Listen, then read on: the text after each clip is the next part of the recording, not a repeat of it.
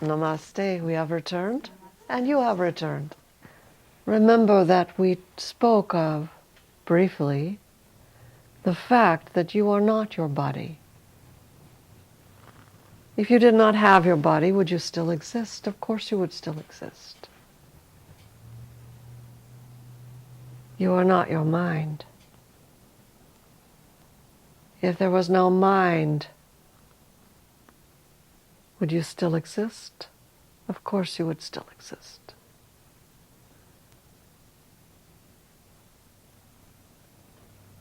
Who then are you?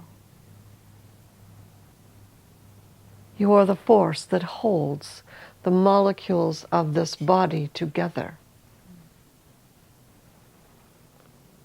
You are the force that rides upon all of the thoughts and emotions.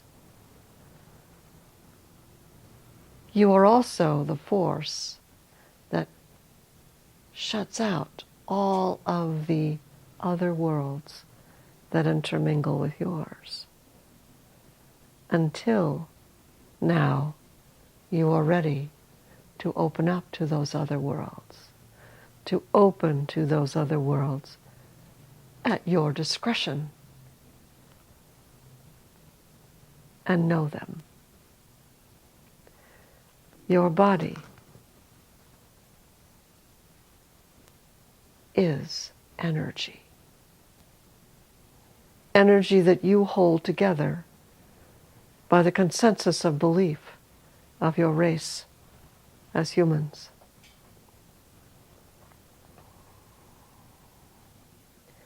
And it operates upon certain laws that, as a consensus of opinion and belief, your race says is possible and not possible. But you are here to go beyond that. You are here to take a step outside the cage of consensus belief, consensual belief, and move just one step closer to being free of the limitations that hold you so closed in, blind and deaf. And so we begin at the beginning. We begin at the beginning with your energy centers. Sometimes you call these chakras. Chakras from the ancient language meaning wheel.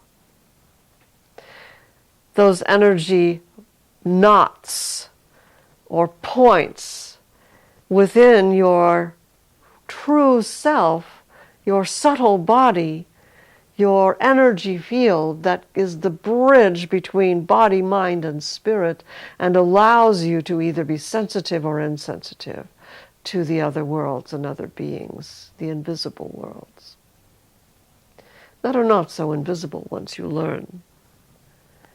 So, we begin at the beginning, and that is at what you call the root chakra.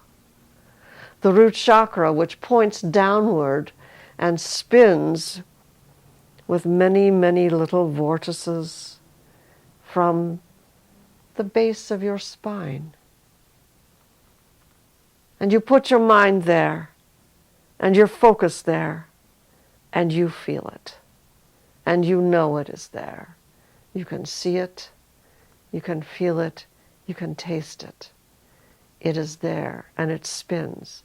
It is either large or small, but it brings in and functions as the force that allows you to know that you are alive.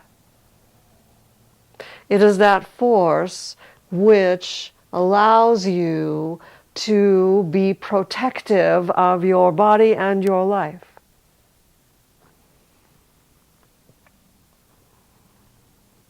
It is that force which allows you to pretend that you are human.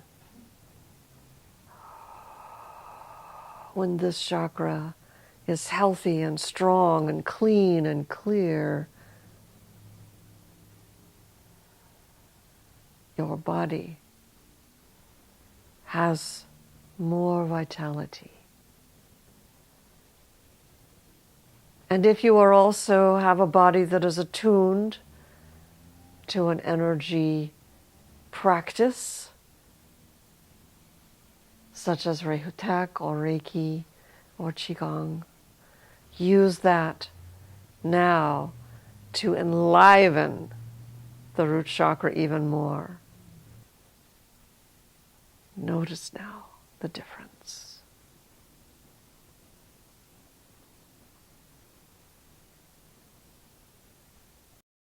Now move your mind up your body to the next power center that regulates the physical world along with the spiritual, and that is just 2 of your measured inches below your navel.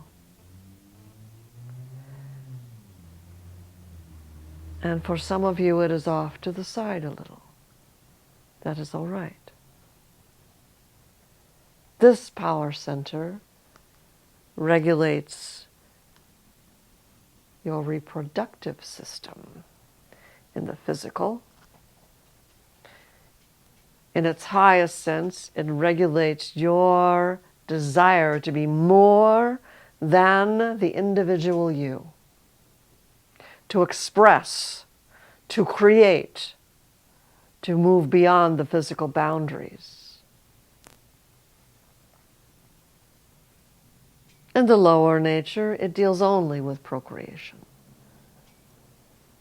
But taken to its highest level, it is creative.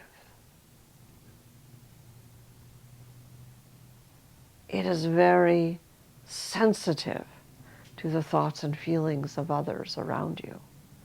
It is very attuned to the thoughts and feelings of animals, and also to the thoughts and feelings of spirits. It is that which protects you when it is in its right place and right functioning from harm in those realms.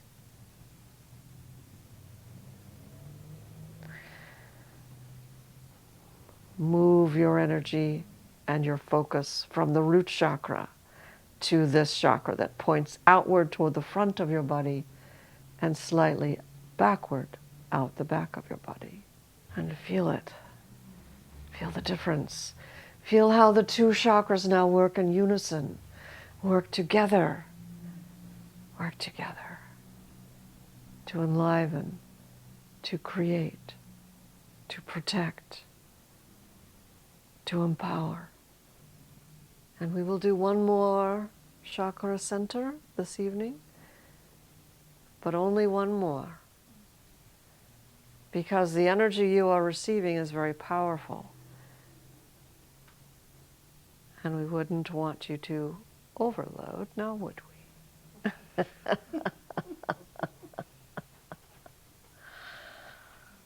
The next chakra is the pivotal chakra, the pivotal power center in your body, and that is the solar plexus. And that is located at the soft part between the sternum and your navel, right in there. And this is your power center. This is the chakra that goes out the most in humans, for it is the one that allows you to feel self-confident and powerful. It is the one that generates power for many other chakras also. It is the one that is connected to universal force and universal consciousness. In its lowest sense, and when misused by lower or younger souls, it can create power in its, let's say, less than spiritual sense. But you are using it in its highest sense, to empower you in the highest spiritual sense. This is the one that gets tied up in teeny little knots This is the one that gets all squiggy and quirky. This is the one that says, oh, I can't. This is the one that turns in on itself like a flower folding inward and tries to hide from the world. And yet it is also the one that blooms in front of you like a beautiful flower in joy and happiness and healing and in power in its most positive sense. Feel the difference now as it fills you up, as it creates that sense of self, of anything is possible for you. And that is true. Breathe into it. And breathe out of it.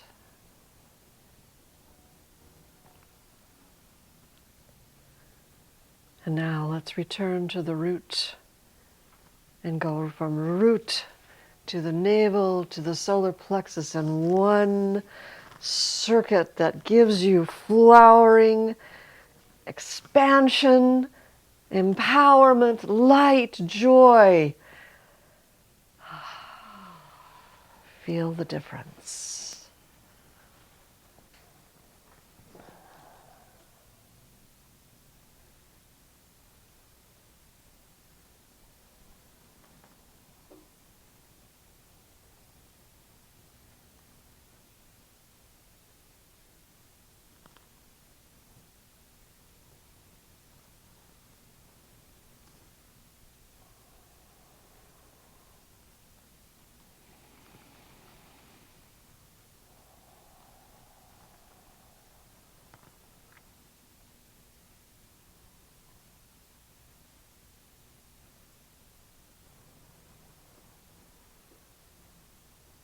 Good.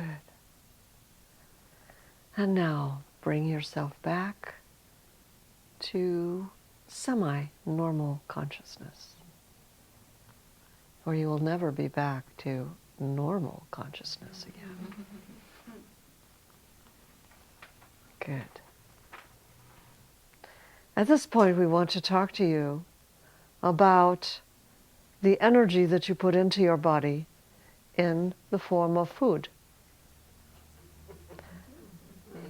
We will not lecture you on what is right and what is wrong with your food. Even if you were to eat as pure and a pristine a diet as absolutely possible in a, air quote, civilized society, you would still be polluting your body. For your air is polluted, your water is polluted.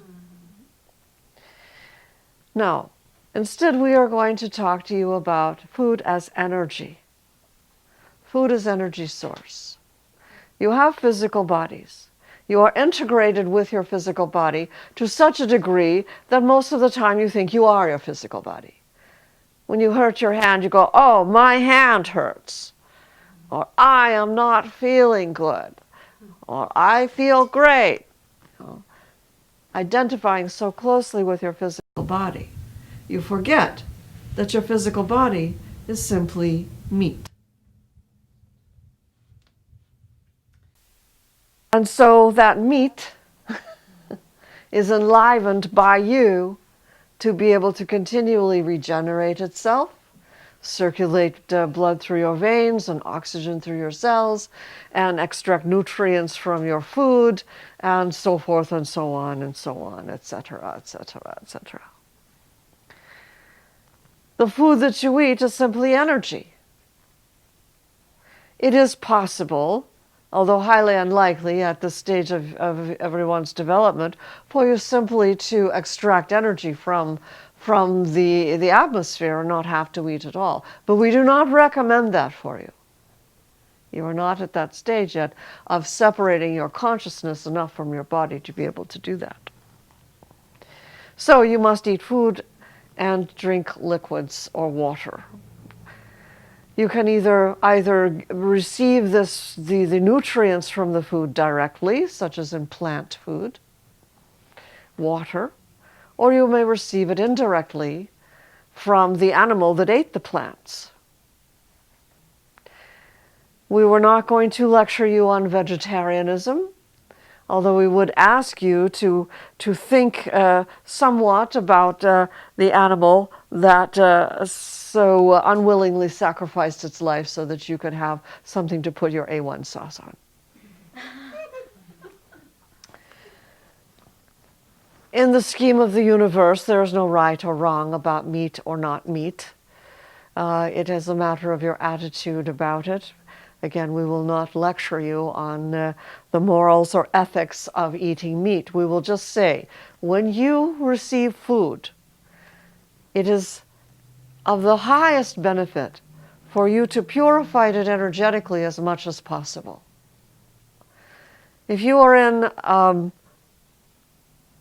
who of you here eats in, what are they, restaurants? Is there anyone here who has never eaten in a restaurant? So of course you have. Whether it is the kind that you pull through and speak into a little, or you walk in and you walk up to the counter and you go, or you sit down and you are served. Any of those. The food that comes into these places comes in prepared generally, unless of course you are eating in very ritzy establishments. Comes to you prepared, frozen, packaged, canned, compressed, whatever. It has gone through 100 hands and 100 energies have touched that food before you eat it. And of course the last person to touch that food before you eat it is the person who waits on you.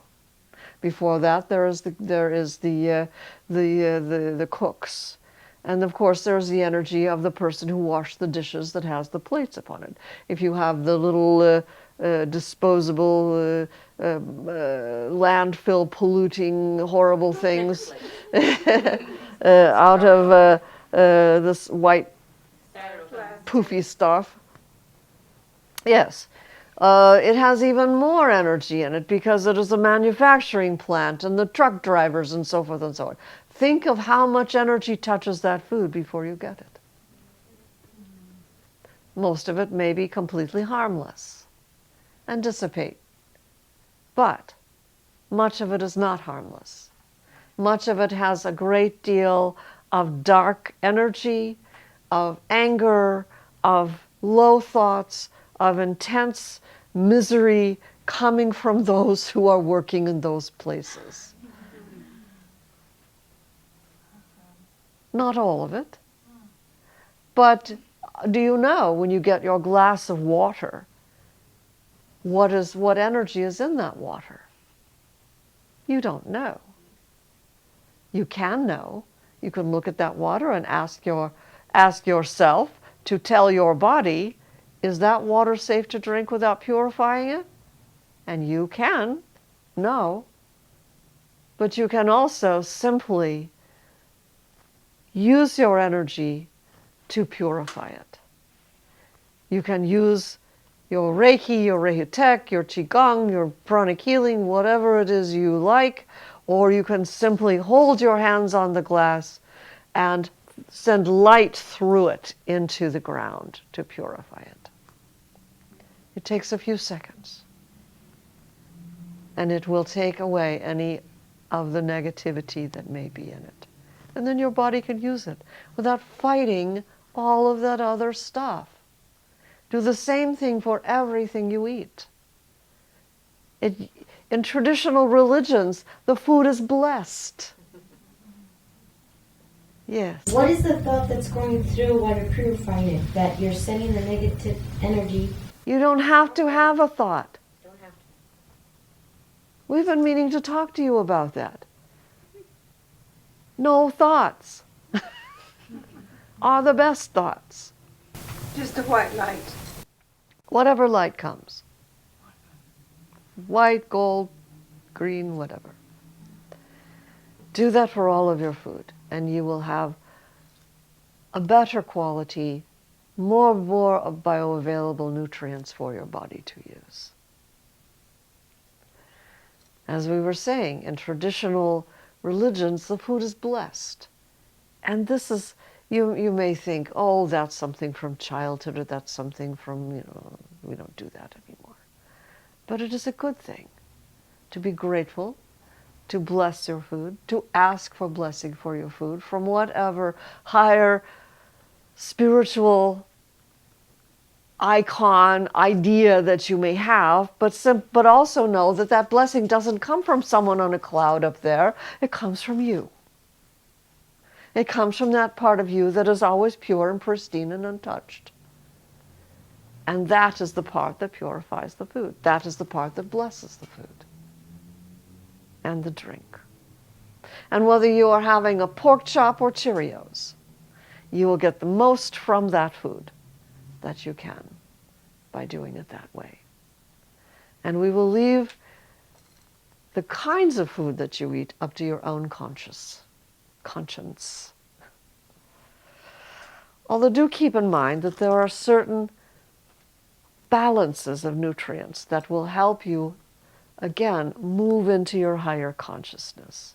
If your body is laden down with foods that are so devoid of any naturalness that your body must fight to utilize it in any way, then of course your body is focused on your body.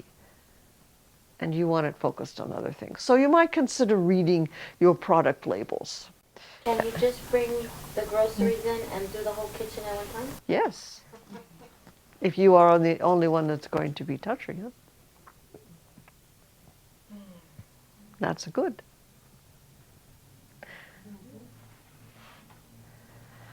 You don't cook angry. Don't eat angry. Because that anger from you will go into your food. And then you eat it again. And you get doubly. So, what questions do you have? Yes? Is there a way to ask or encourage your body to use from the food that you take in only what it needs and release the rest instead of hanging on to it? That is a very good question. And yes, it is possible. But to do that, you must have separated from your body to such an extent that you have full control over it.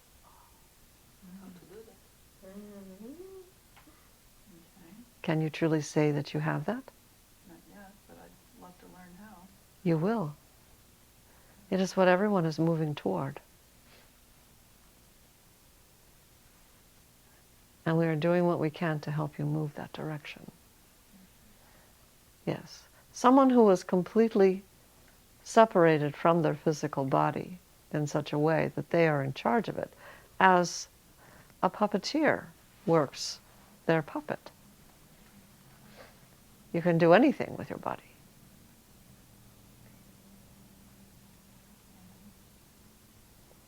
But that is a tall order, as we say. Yes. Other questions? If you are at such a level, and there are only 2 people on earth now who are at that level, you can transmute energy into food for your body. One lives in Australia, the other one lives in India. That's all we can tell you. And is Anna? And they work toward that kind of enlightenment. It's not necessary to get to that point. Now, when you protect your body from the bad energy on the food, can you protect yourself in a similar way from influence of other people? That sometimes you feel that you're in the presence of person that doesn't make you feel good. You can do the same thing, or? Not the same thing. We wouldn't suggest you put your hands around them and then drink them. Right, but the light, send the light. You have other skills that work better for that. Like what? You are Rehutech attuned, no? Yes. Then you have skills for that. You were taught skills for that. Perhaps a review. That will work much better for people. A glass of water doesn't have It has residual energy. It doesn't have generating energy. Do you understand? Humans have generating energy. So that would not be enough. Then we will say namaste, good evening. Namaste.